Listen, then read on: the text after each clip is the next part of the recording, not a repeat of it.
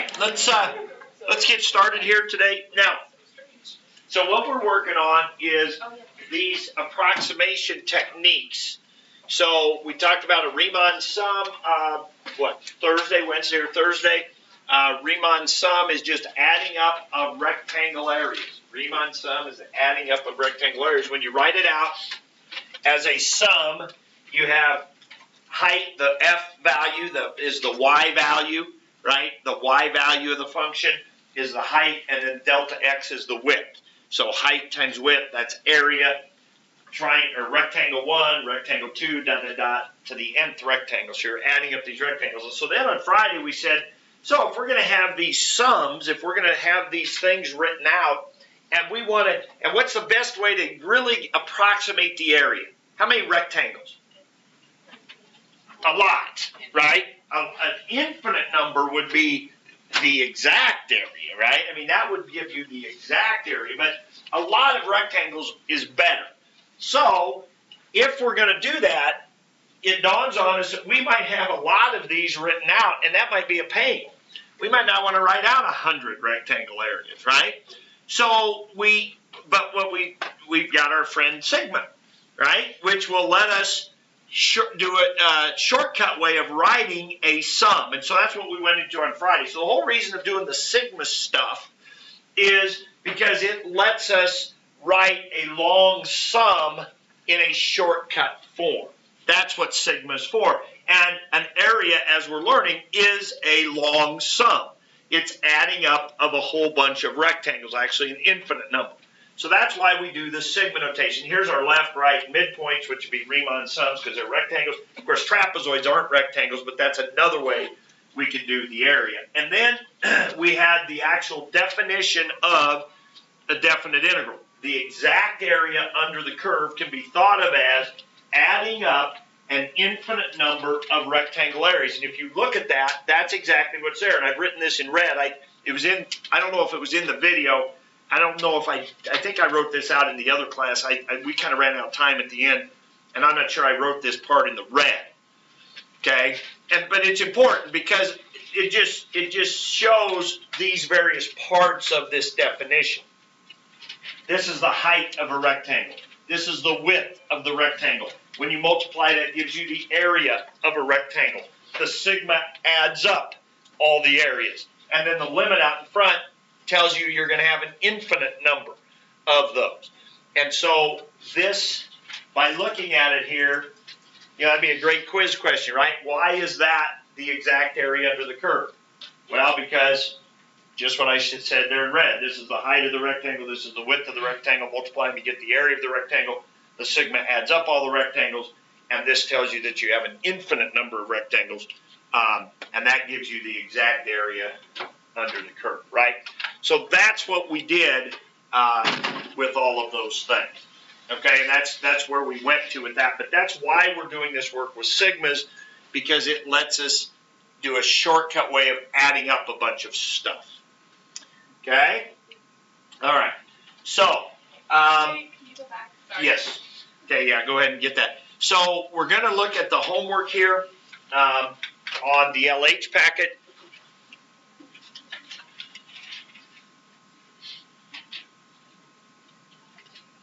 Okay, and this is how we ended class on Friday, was with this definition, right? And we went through that whole thing.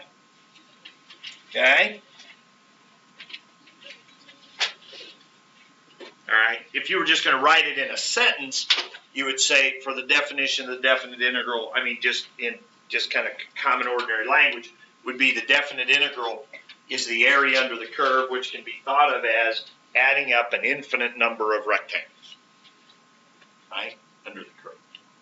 All right, so if you don't have it yet, I'll put it back up here a little bit. So let's take a look at our homework then. And so some of you were talking about the I's and the N's. Are you talking about down here in 15, 17?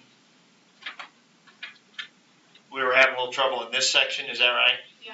Getting the sigma. Now, I get it, because what's happening is there, a sigma is easy to write if you have 2 or 3 terms so you can see the pattern. and then the last term so you know when to end, right? And so like when you get on number 10 here, let's back up. We didn't do number 10, I guess. Let's go to number 9. So number 9 is easy to write as a sigma because it's I equals, and you see a 1, a 2, a 3. That's where the I is, right? That's the I. And I is starting at a 1, and it's ending at 9, right? And then what goes in here? Well, it'd be 1 over 3I, like that, right? Simple. The 1 is in every single term. The 3 is in every single term. But the thing that's changing each time is the I, okay? So that's an easy one to write. And so it's easy to write. This would not have been as easy to write if this would have been 1/3 plus 1/6 plus 1/9 plus 1/27, right? So we talked about that. The messier it is, if we write it in a certain way, it makes it easy to write. And of course, that's what we're going to do with our rectangle. Okay, so when you get down to these last ones, you got to kind of guess at what the pattern is, and that's the issue. And so I wouldn't worry too much about it. If we had more room, what they would have written here is 2 over n cubed minus 2 over n, and then 2 over n. The next one would have been 4 over n minus 4 over n, but this would have stayed at 2 over n. Now, how did you know that? Well, it's over here. Okay, you notice this has 2n on top, right? So what that tells me is the top one was 2 times 1, the next one would have been 2 times 2, then 2 times 3, then 2 times 4, and the last one is 2 times n, right? And so it would have been a lot easier to see, but they didn't have room, and so they didn't write it, so it's a little bit unfortunate, right? But this one, this last one's 2 over n here, and it's 2 over n on the last one, right? It didn't change, so it wouldn't change on any of them, okay? And basically, this is your height, this part is your height, and that's your width, the 2 over n. Okay? All right, so this sigma would be, in the square brackets, would be 2I over n cubed minus 2I over n, and then out here would be the 2 over n that doesn't change. And then I starts at a 1, and then a 2, then a 3, then a 4, and goes all the way to n, right? And so the n is in there in every term, and on the last one it would be there. Now that would be the equivalent of the one we did in class the other day where we took, we went from 0 to pi, if you remember, and we divided it up into fourths. So this one was 1 pi fourth, 2 pi fourths. So you can think of our n as our 4, because we did 4 of them. 3 pi fourths, and then the last one is what? 4 pi fourths, right? So the n is on the bottom of every one of them, but on the last one, it's on the top too, n pi over n. And so you can kind of think of it that way. That's where the n ends up. Okay? All right, so the same thing is going to be true on 17. So you got the 2, and that's 2 in the last one, the 1 in the last one, the n on the bottom, the 3 over n. The only thing changes is top one. So what do you suppose the pattern was? What would have been on top of the next one? 6, right? 3 times 1, then 3 times 2, then 3 times 3, and then on the last one it's 3 times n, right? So you'd have had all of this, but you'd have had 3i on top, and then the rest of it would have been just like that, and then it'd been I would go 1 to n. It'll be, as we go through these today, you'll see, because we'll write 1, 2, 3. We'll write the first several terms and then the last term, and we'll be able to write our sigmas from that. Okay? So don't worry too much about those, because you did kind of have to guess. You usually want to have several of them so you can see the pattern. Okay, then the other one, people have a question on where the last ones will look like. Now, these, we were just doing the limit as n goes to infinity. So this is just high powers dominate. That was one of our steps along the way. If you were gone and watched the video, you saw that. But like on this one, what would you have here? Well, if you think of that as over 1, well, high powers dominate, so you're going to have 8n cubed over 3n cubed. It's just going to be 8/3, right? N goes to infinity, high powers dominate, the other n's don't matter, and it's just 8/3. On this one, what are you going to have on top? 81 what? N to the 4th. Because you'll have an n squared and an n squared, and on the bottom you got 4n to the 4th. Cancel, cancel, you got 81 fourths. Right? Number 29, what are you going to have on top? 18 squared. Bottom? Squared. Cancel, cancel, 9. right? That's it. That's all there was to it, is n goes to infinity. Now we put it all together. So on one like 31, so let me give myself some room here. Actually, I can just go here. Okay, so what was it? It was sigma. It was 1 over n. Is that right? Cubed? 1 over n. 1 over n cubed. And then what was here? I minus 1 squared. And then I went from 1 to n. And then it was a limit as n goes to infinity, right? Like that. Okay, so I minus 1 squared would be I squared minus 2I plus 1. Like that. So I could break this into 3 sigmas. Each one of them would have 1 over n cubed, which I can just pull out front. This would be I squared. Here are the 2 and the 1 over n cubed I can pull out front. And then I have I, and then plus, and then I have my 1 over n cubed, sigma 1, right? And then we had those formulas. What was the formula for I squared? It was n times n plus 1 times 2n plus 1 all over 6 minus 2 over n cubed. Sigma I was n times n plus 1 over 2, and then plus 1 over n cubed. Sigma 1 was what? Just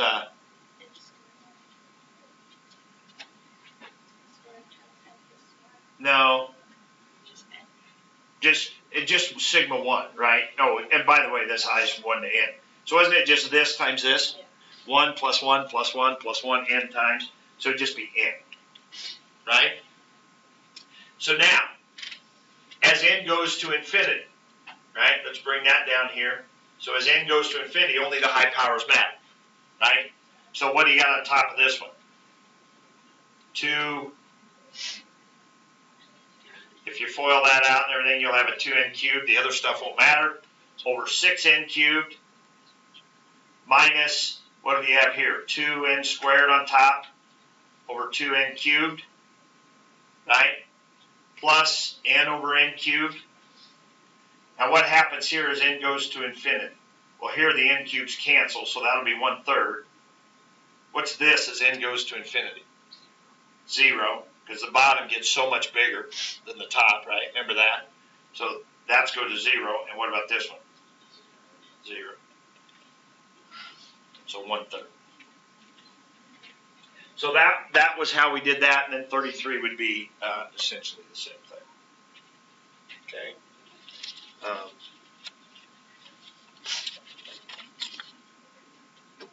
Yeah, 33 would actually be a lot easier.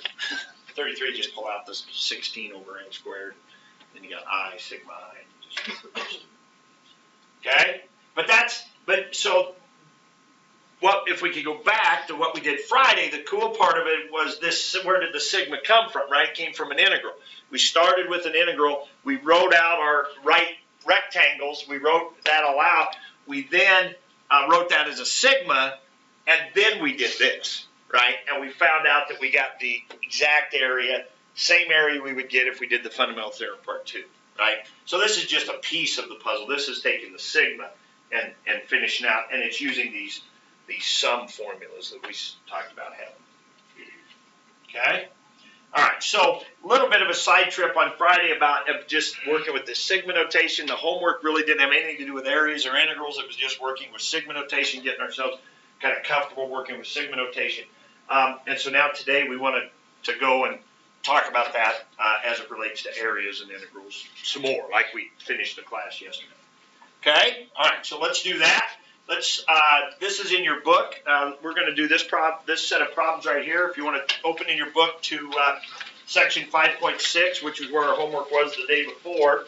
I think this problem is on page 355. Or this set of problems, page 355.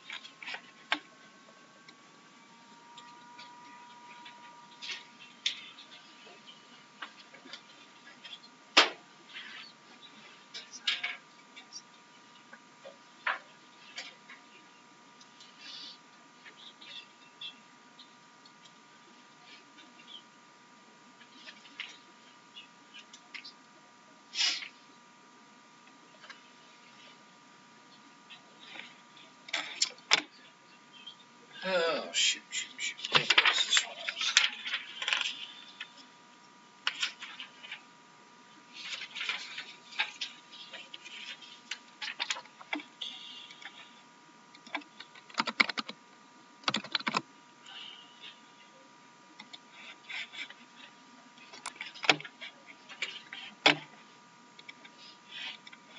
Take out that free response packet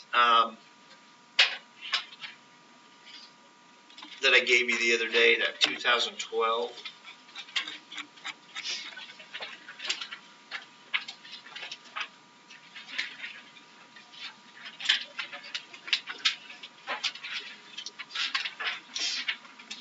We're going to do that in a second, but let's we're going to look at a problem there in a second that relates to what we're doing here. But let's look on 25 through 28. They give you a table, so I want to talk about this, and we're going to have a quiz this Thursday over section 6 and 7. We kind of finishing up 6 here. We'll start 7 here next couple today actually, and so. This one on 25, I think they say, what do they say? Left rectangles? Yeah. No. Left sum, yeah. 25 says left sum, right sum. One of them is from 2 to 5. The next, and a trapezoid, then it says from 1 to 5 using a right and then a midpoint. Okay?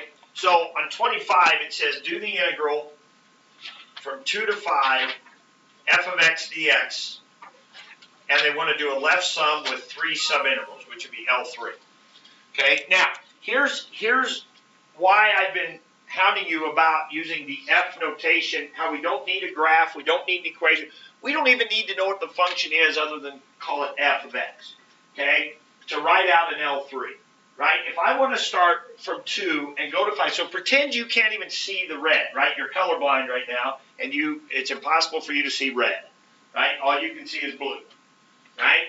So if I gave you the integral of f of x dx from 2 to 5 and asked you for an L3, tell me what you would write down.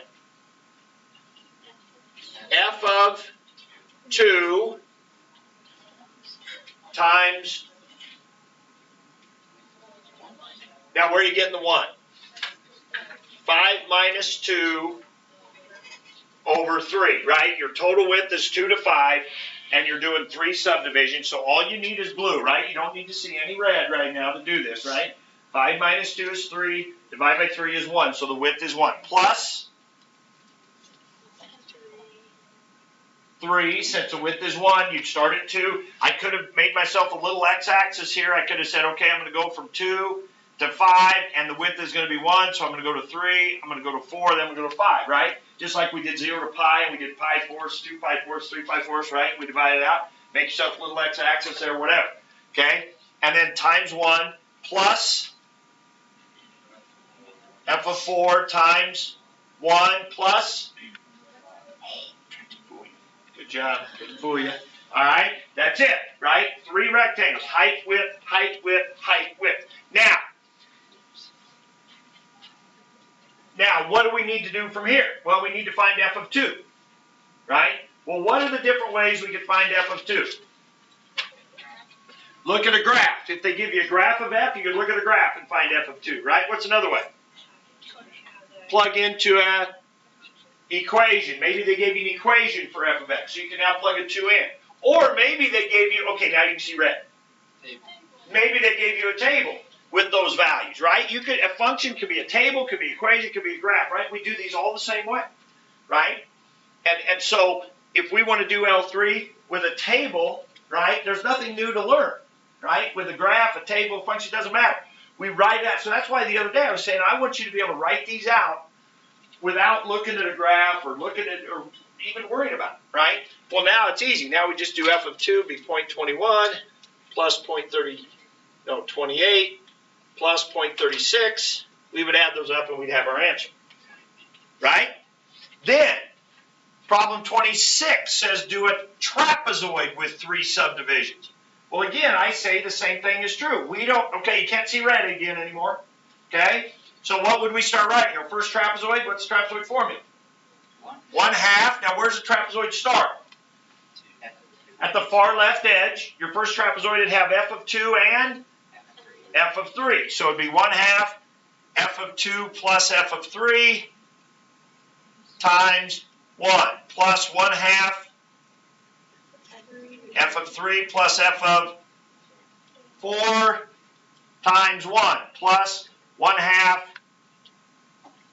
f of 4 plus f of 5 times 1, right? And there you would go. And you would have it. Okay? And then you would just, now you can see red. Okay? Now we'll plug into the table. Right? That's how we'll get our f. Or if it's equation, we plug into our equation. Right? We can do that. So it goes back to this. We just know these. Right? We know these right here. We know how we find these. Okay? Now, what if I ask you to do an M3?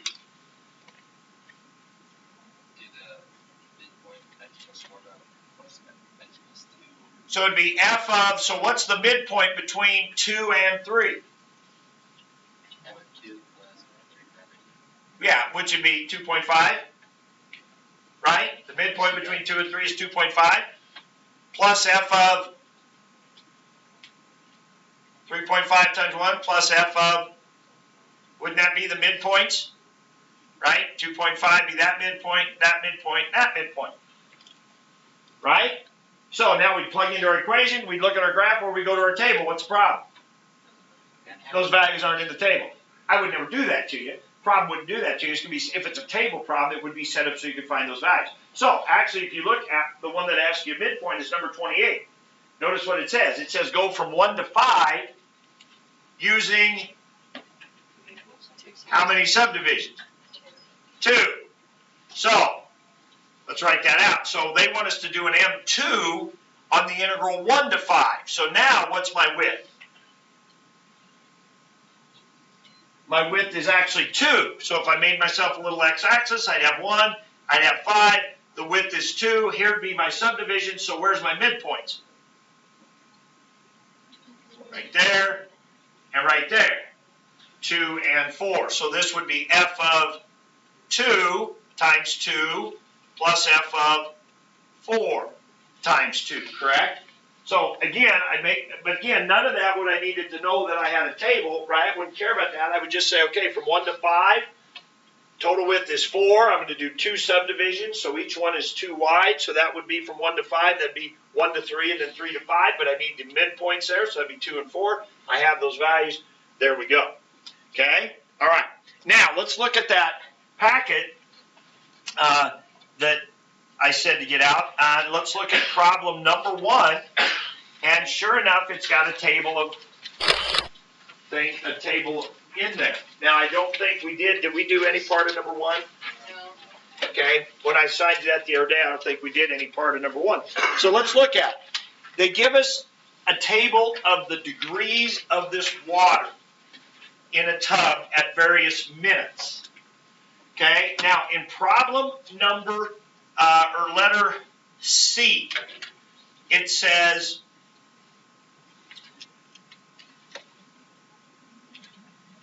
well, here, B would actually be a good one to talk about right now. Using the data in the table. Now, we haven't really gotten into the story problem, but we've been talking about units a little bit, so I kind of like to bring this in here now. Not going to be a big part of what we do for the quiz, or maybe at all, but looking ahead. So what would W prime, what would the units on W prime be?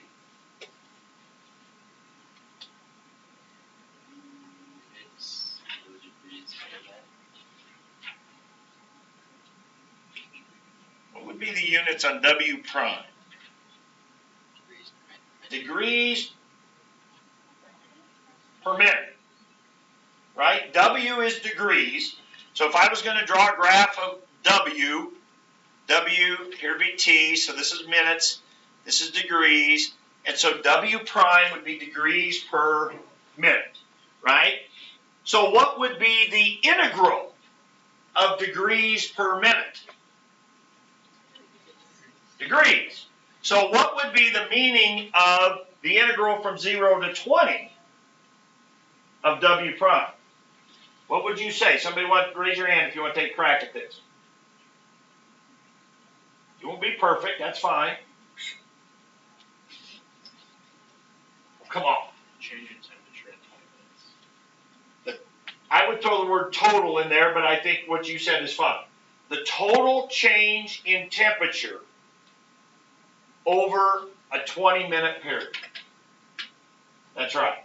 It's a total amount of change. Now, actually, it's net, but this is all positive, so it won't matter. Total and net would be the same here.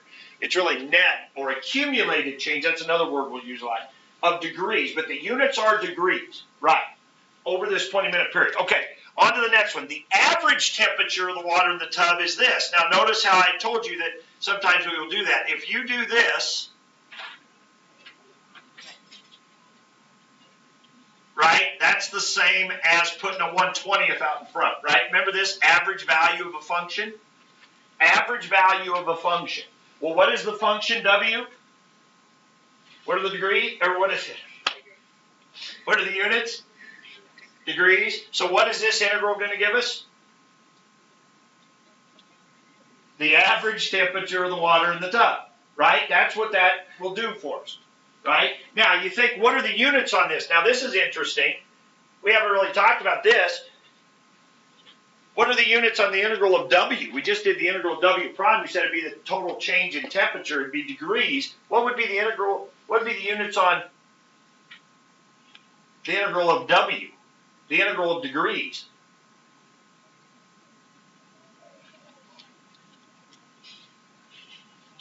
Well, think about it. If this is W prime, degrees per minute over minutes, what were the units? What Reed tell us the units were? No, the units on W. Degrees. Why? Because that's the area under there. That would be height. The height would be degrees per minute times minutes, right? Height times width, and that would make degrees. Well, what would be if W then is this? What would be the height times width on that? Degree minutes. Degrees times minutes. What is that? I don't know, but there is such a unit, right? In electricity, you ever heard of kilowatt hours? Kilowatt hours, that is a unit. Kilowatt times hours. Degree minutes. So this integral on top would be degree times minutes. Oh, but what's the 20 on the bottom? Minutes. So what do you get? You get degrees, right? And that's what they said that little formula is the average temperature. It's degrees, okay? It gives us degrees. Now, here's where it relates to what we're doing now. Use a left Riemann sum with 4 subintervals to do this. Well, we do the left Riemann sum to do the top, right? A Riemann sum approximates an integral. And then we'll have to divide that answer by 20. So let's do that in blue here. So let's do an L. So this is part C we're doing now. Let's do an L4. Now, forget for a second that we got a table or whatever. What would we normally do if we want to do an L4 on the integral from 0 to 20? We're doing this top part right here. So what would we normally do? We'd start at 0. We'd go f of 0 times 5, because our width would be 5. And then we'd go plus f of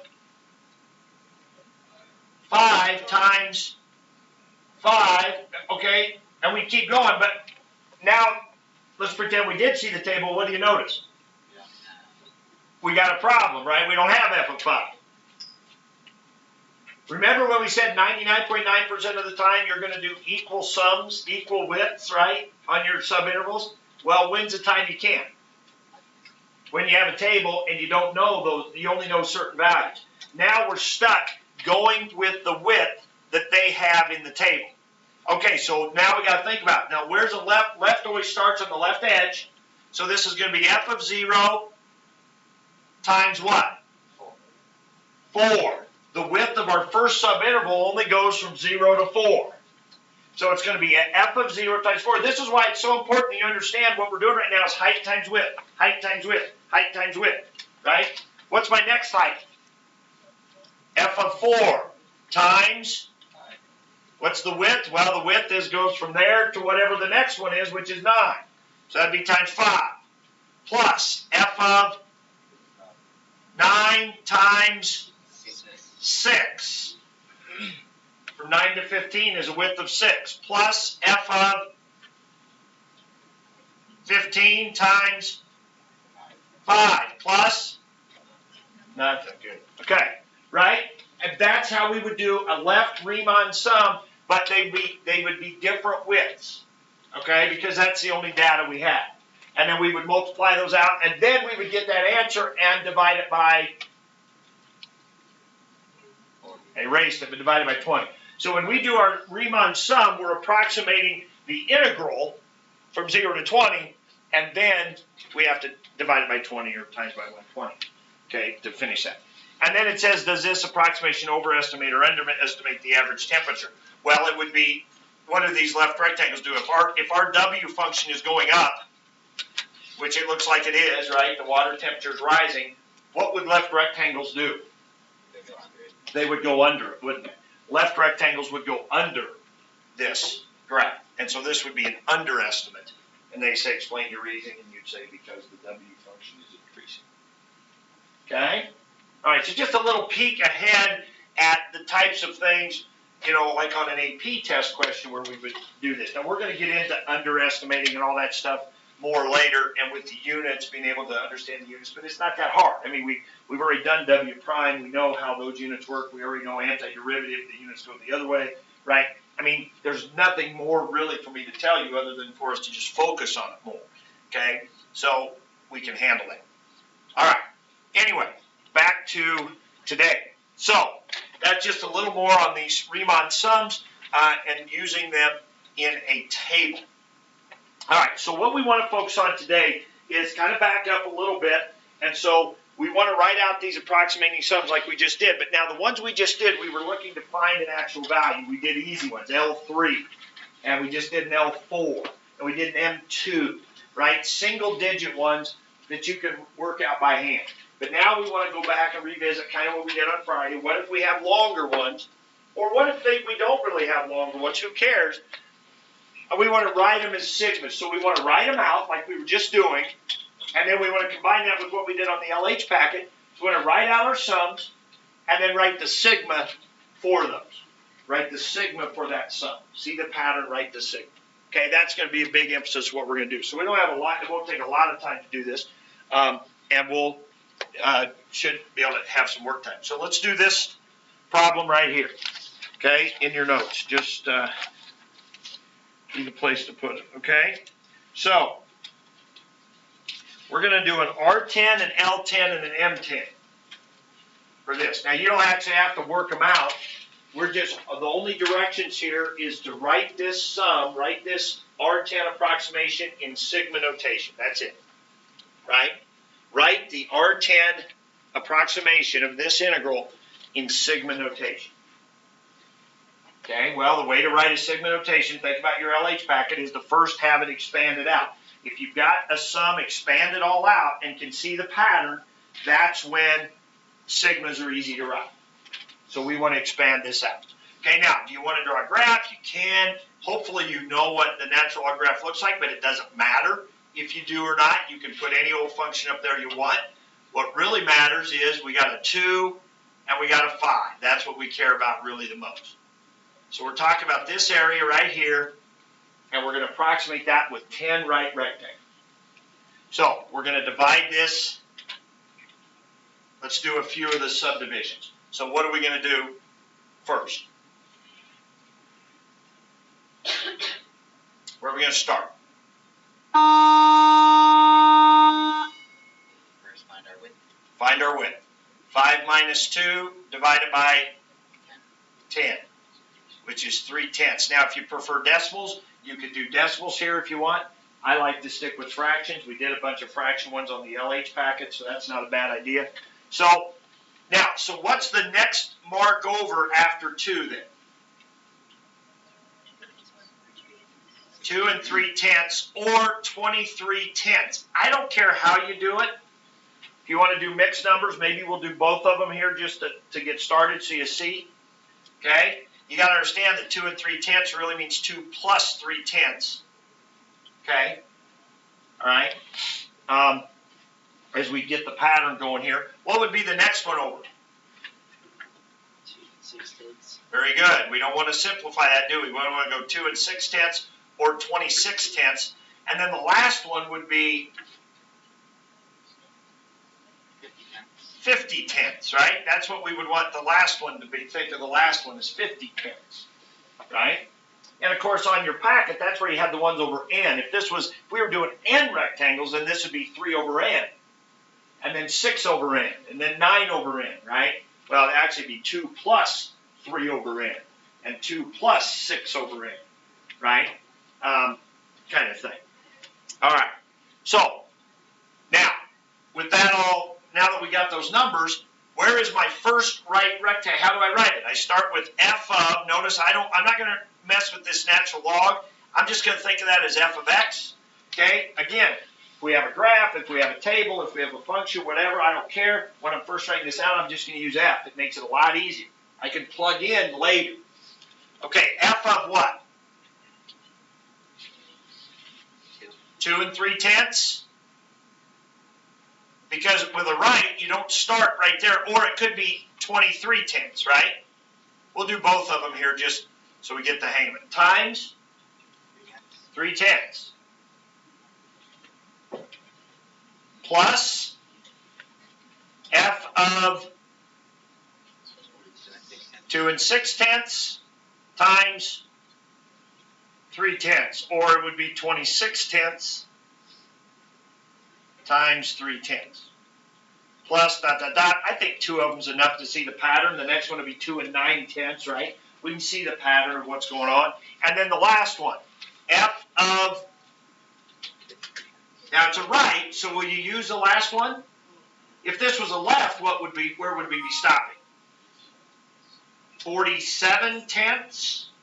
4 7/10 would be stopping 3/10 short of the far end if we were doing lefts. Okay, so 50 tenths times 3/10. Oh shoot, how would I write that as a mixed number? That's weird, right? That's why, to be honest, I prefer improper fractions. It would actually be 2 plus, I mean, if we're going to fit this pattern back here, it would really be 2 30/10 is what it would be, really, wouldn't it? I mean, we'll see that in a minute here. And so then this would be f, here it would be f of 50 tenths times 3/10. Right? So now we got enough to write the sigma. I is going to start at 1 and go to what? 10, right? That's the number of rectangles that you have. If you start at 1, then that number up there should be the number of subdivisions you have. That should match this right here, the n, right? The number of subdivisions. Now look at the pattern. Every term has an f in it. Now let's do the top one. Let's do the top one first. So that would be 2 plus, every one of those has a 2 plus in it, right? 2 plus 3/10, 6/10, 9/10. So that'll have a 10 there. And what will be the top? 3i. 3 times 1, 3 times 2, all the way to 3 times 10. 3 times 10 is 30. So this will be 2 plus 30/10. 2 plus 3 is 5. Okay, times our 3/10. Okay, what would be if we were doing the bottom one? F of, now how do we make this happen? So this part you might think is a little harder. 23, 26, 29, how do we make that happen? Well, what I said the other day is if you're repeatedly adding something, think multiply. So here we're repeatedly adding 3, 23, 26, 29. Repeatedly adding 3 makes you think 3i. So 3i would be 3, 6, 9. Well, each one of those is being added on to 20. So this is going to be 20 plus 3i over 10. That's how you would get 23, 26, 29. Repeatedly adding 3, you know there's going to be a 3i in there. Repeatedly adding 4, you know there's going to be a 4i in there. Okay? And then you got your 3/10 on the outside, which is your width, of course. Okay? Now, the final step is to take it out of F notation. Okay? So the final answer would be sigma, let me do that in red, sigma I equals 1 to 10, and then we just take this and we plug that into the function. So we take 2 plus 3i over 10 and we plug that into right there. So remember the other day it was squared? Our function was x squared. So we took that and we squared it. Well, now we're going to plug it into natural log. So it's going to be ln 2 plus 3i over 10 times 3/10. And this one over here would be sigma I equals 1 to 10 ln 20 plus 3i all over 10 times 3/10. But they're the same. I mean, this 20 plus 3i over 10, you could split that apart, and you'd have 20 over 10, which is 2, 2 plus 3 over 10. They're exactly the same. One's a mixed number, one's a fraction. You could do it with decimal if you want, right? Yes. So if you were plugging it in, would you multiply by the 3/10 before plugging it into the natural log? Or would you do it This? after? No, after, because this 3/10 is outside of the function. Okay. So yes, it's f of, and then it's this. So if we take what's f, remember f of 2 means plug a 2 in, f of 3 means plug a 3 in. So f of this stuff means plug this in for that x. Right. And the 3/10 is certain. Matter of fact, a lot of times you'll see the 3/10 pulled outside here. Because our width is just constant, right? 99.9% of the time our width is an equal number, it's just constant. And we said you can pull that out in front of the sigma. Now, I like to not pull it out in front because I like to see height times width, height times width, height times width. But understand that if you see that 3/10 pulled out in front, that's all they do. That's the width, right? When you see that, you know that's the width. Okay? So that's what we're doing by taking an integral and writing it as its equivalent sigma. We expand it out, just like we first learned with rectangles. Now, the cool part of this is what happens, cool part, but now we're supposed to do an L10. We just did an R10. What would change? Matter of fact, somebody mentioned this the other day. I don't remember if it was in this class or the other class. And we want to do an L10.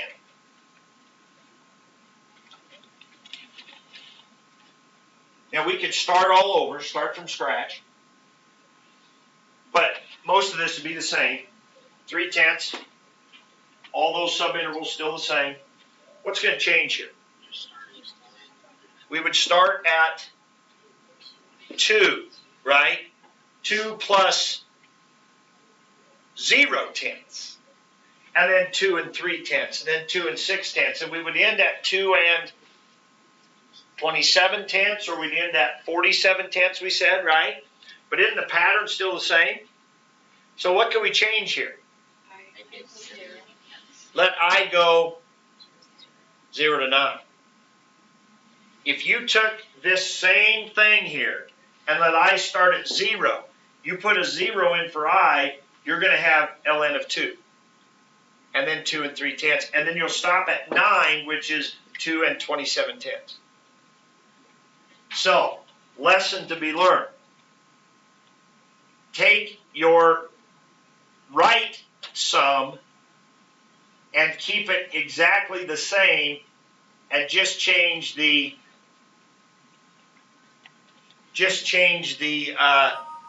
index here. Instead of 1 to 10, or if you were doing 20 of them, 1 to 20, you go 0 to 19, 0 to 9, 0 to 99, right? And that'll give you left. So now tomorrow, what we're going to work on is going the other way. We're going to say, hey, here's a sigma. What was the integral that came from? Well, that's one of the things we'll look at to help us. When we see a 0 to 9, we'll say, oh, those must have been left rectangles. We see a 1 to 10, we're like, oh, okay, they were probably right rectangles. Now, the other question is, what could they have been midpoint rectangles? Let's look at what a midpoint looks like here. So we got a little bit of work to do on a midpoint one. So that's not going to be quite as easy to just do. So let's do that right now. So let's do 10 midpoints. So left is easy. If you can figure out the right, then left is, you're done, basically. You can just write the left. But what would 10 midpoints look like? So here we go. Here's 2. Here's 5. We said this is 2 and 3/10. This is 2 and 6/10, right? Our subintervals are still the same. The width is still this, right? The width is still 3/10, right? But where is our first midpoint? what is the midpoint between 2 and 2 3/10? 2 3/20, right? Because now you could say, well, it'd be 1.5 tenths. Well, that's true. It'd be one, but we don't want to mix decimals and fractions. It's almost like we'd have to make this 6/20 and make this 12/20, right? Because now the midpoint in between there would be 2 3/20. So let's write that in here. So we would have 2 3/20. And then what's my width on the outside again? Aha, yes, it's still 3/10. Plus f of 2, and what's the next one? What's the next midpoint? It would be between 6/20 and 12/20. Isn't that 9/20? Right? Now wait a minute, that doesn't seem right. You mean I went from 3/20 to 9/20? How far is that?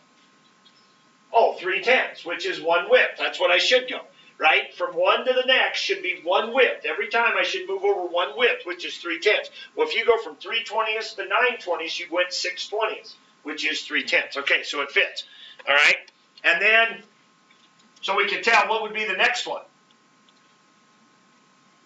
It would go over 6/20 again, so it'd be a what? 15/20. Okay. And then dot, dot, dot.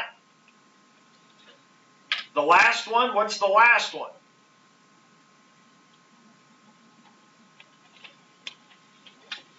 This would be, what was it before? It was 2 plus 30/10. This time it'd be 60/20.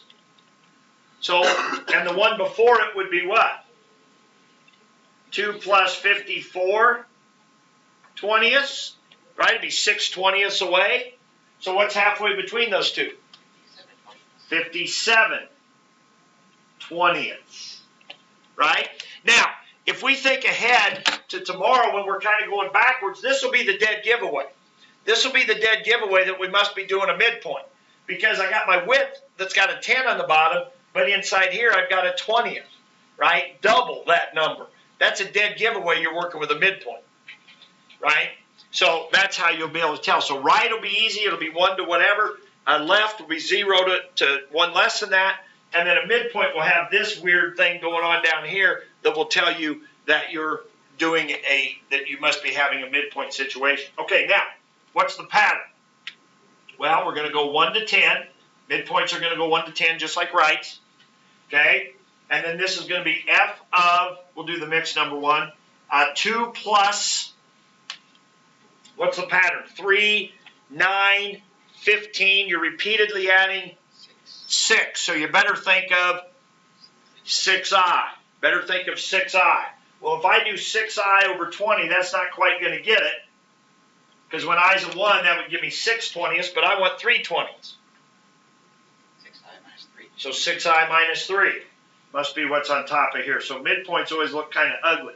So now if i's a 1, I'll have 6 minus 3. That's 3/20.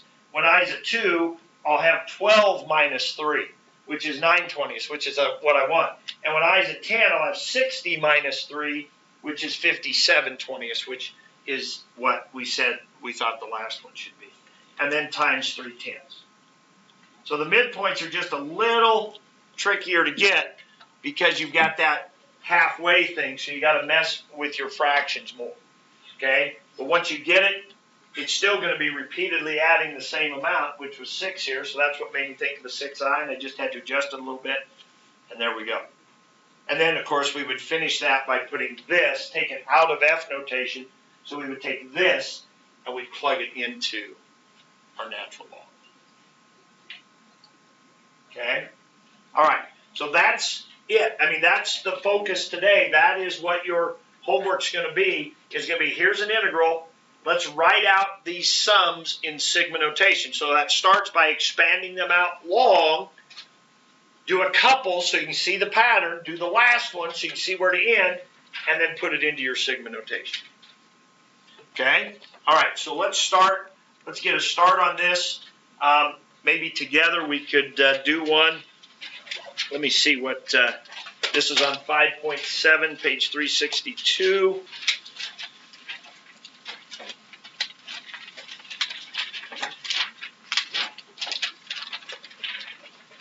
Okay, now the first part of this is just some simple Sigma stuff, kind of like the LH packet was today, right? Just some simple practice on Sigmas.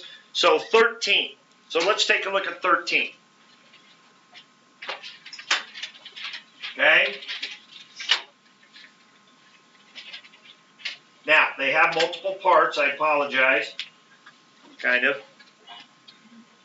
But they're pretty easy to do. Oh, this is unfortunate. I wish it would have used 0 to 10. One of the common mistakes that people make is they equate this 2 to 5 here with the numbers on the sigma.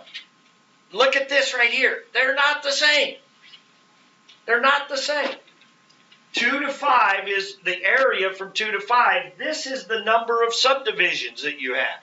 The 1 to 10, the 0 to 9. They're not the same. Now, so on this problem, it's 0 to 10, and then we're going to do 10. So there'll be 10s in both parts, and then people think that's always going to be that way, and that's not true. Okay, they ask you to do a right approximation with 10 subintervals in part A. A right approximation with 10 subintervals for part A. Okay? So let's go through that together. This is on your homework now, so if you want to start that on other paper or whatever. But okay? So what would you write down first? The width. I agree. Now, some people might say they would start with like an x-axis here so they can divide it, but that's kind of the same thing. The width is going to be what? Oh, that's nice. So this is going to go 1, 2, right? So your first right is going to be f of 1, right? You don't start at 0, you start at 1, times 1, plus f of 2 times 1, plus dot, dot, dot, plus f of 10 times 1. So sigma I equals 1 to 10. That's different than the integral, right? That's different. Of course, that was 0 to 10, so it's definitely different. And then this is f of I times 1. And then the last step is to take it out of f notation. So it's sigma I equals 1 to 10. Instead of f of I, it's, you plug that into the function, which is x squared. So that's going to be I squared times 1. I would like to see you leave the 1 there, but you wouldn't have to. Okay? And we could actually add that up, couldn't we? That would fit one of our formulas, wouldn't it? Our I squared, but you don't have to. All you have to do is write it as a sigma. Okay? Now, it just says use sigma notation to express. Okay, now that's part A. But now look at part B says do that with 5. Part C says do it with 20. Part D says do it with 50. I don't think you have to rewrite the whole thing, right? I mean, let me do it in red. Let's do 5. So 5, we would be doing what? What would change? Our width would be 2. So now we'd be going 2 and then 4, right? Like so. And so here, R5, this would be f of 2 times 2 plus f of 4 times 2. That's enough to see the pattern. The last one is going to be, these are still rights. 10, your last right is still going to be at the far right edge, which is 10, right? And so now you do your sigma. I is going to go 2. No, always starts at 1. Well, unless it's lefts. 1 to what? 5. This is how many subdivisions, right? This is how many subdivisions. 1 to 5. You went 1 to 10 here because we had 10 subdivisions. Here we got 5 subdivisions. And then what's the pattern here? F of 2, 4, 6, 8, 10, 2i times 2, right? But you get it written out. And again, maybe that's too fast for you. Maybe it didn't show enough there. So maybe you'd be better off just when you get to part B, just start over and get it written out, right? I'm giving you permission that if you can kind of see, okay, now if we had 27, it'd be this. But if that's too much to kind of grasp without writing it out, then write it out. Write it out. That's the whole point of today's is getting practice so we can just quickly write these out, see the pattern. If you can see the pattern, then the sigma is easy to write. Okay, and then of course the last step is take that out of the F notation, put your 2i into the function, which would be x squared, right? And do that. And then do it with 20, do it with 50, and then you move on to number 14, which is do the same thing, except it's with left sums, right? Well, we just said that'll be easy, right? 14 is like a gimme, because what'll change? Instead of 1 to 10, it'll be 0 to 9. Instead of 1 to 5, 0 to 4, right? Those will give you the lefts. Anyway, all right. So you guys go ahead and you can have work time on that. Okay, you got a good 20, 25 minutes here, so 20 minutes.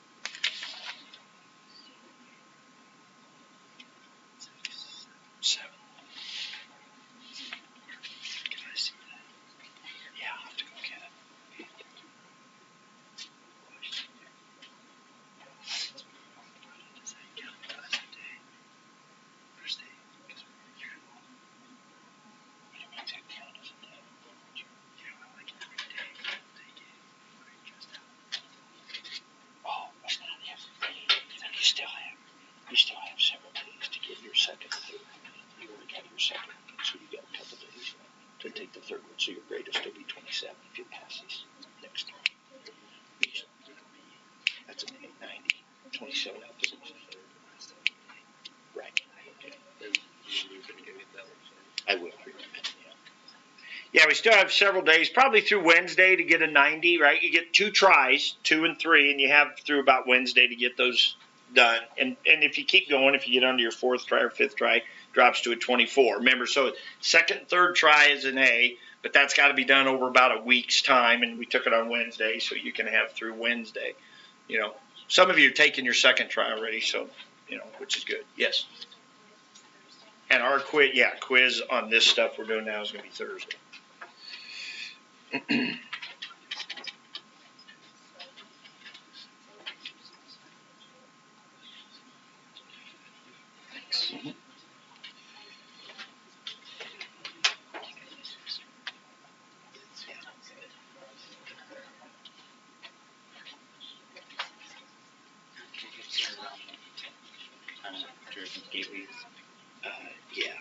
I'll go get that for you here in a second.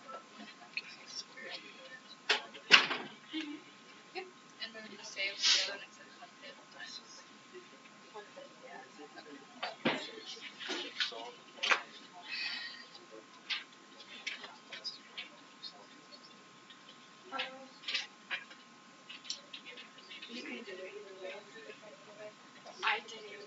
I just got that, or one.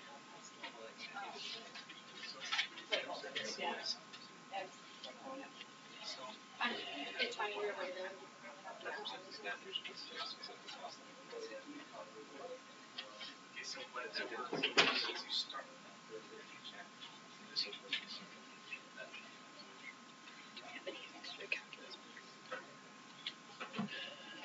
Underneath the blue cabinet at the bottom.